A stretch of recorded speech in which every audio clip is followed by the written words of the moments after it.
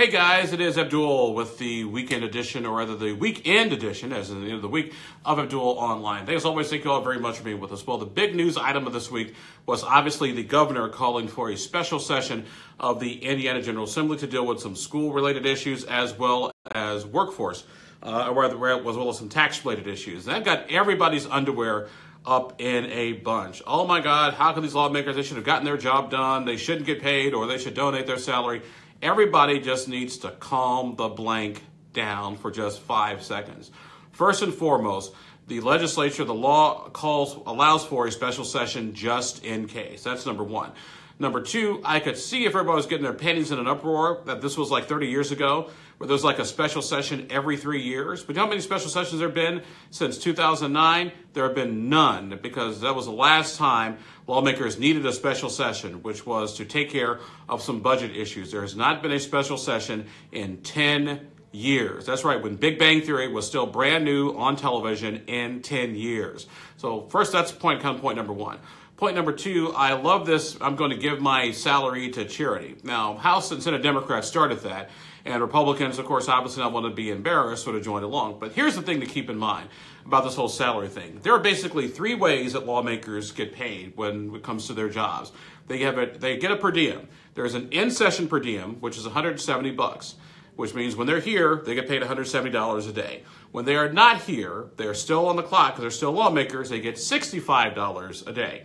And when they have to come down on a non-session day and do work, then they get both. So here's the thing. When these folks tell you, I'm going to donate my extra pay, ask them, well, how much are you going to give? Are you going to give back the whole $173 or just a difference? Because remember, you would have got $65 anyway, so that's an extra $105 that you're really going to be pocketing. And here's something else. Are you going to give that to charity? Or if you do give it to charity, are you going to take the deduction on your taxes? Yeah, exactly. Because if you're going to take the deduction on your taxes, then sort of what was the point?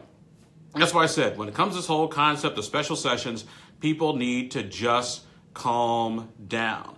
Like I said, you know what? Now, do Republicans bear a little bit of the blame for all this? Of course they do, because they should have got things done when they were supposed to.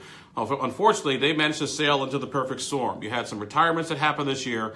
So you had some experienced lawmakers who are used to dealing with this stuff and know how to deal with things at the end, deal with crunch time. And on the House Republican side, they had a couple members that were a bit intransigent. And also Democrats share some of the blame too, because when you need some of these reports signed, you need all four parties, and Republicans are trying to be nice to make sure Democrats were included. And what did Democrats do? They saw the clock was ticking, so they started doing some slow walking. So who is to blame for this?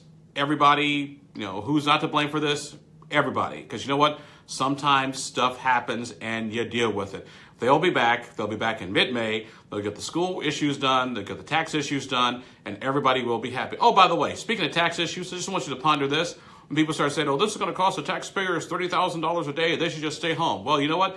If they don't take it, the tax issue that they have to figure out is aligning Indiana's tax code with the same new federal definitions as the federal tax reform that Donald Trump and the National Republicans passed. And so guess what? If they don't do that, it's going to cost businesses in Indiana, about an extra $100 million a year to get in compliance. Thank you. So if it basically takes, maybe $100 grand to save, $100 million, I think I can live with that. And I think you can live with that too. You folks take care. Have yourselves a great weekend and be careful of snow. And don't forget, we are on Saturdays 1 to 3 here on 93 WIBC.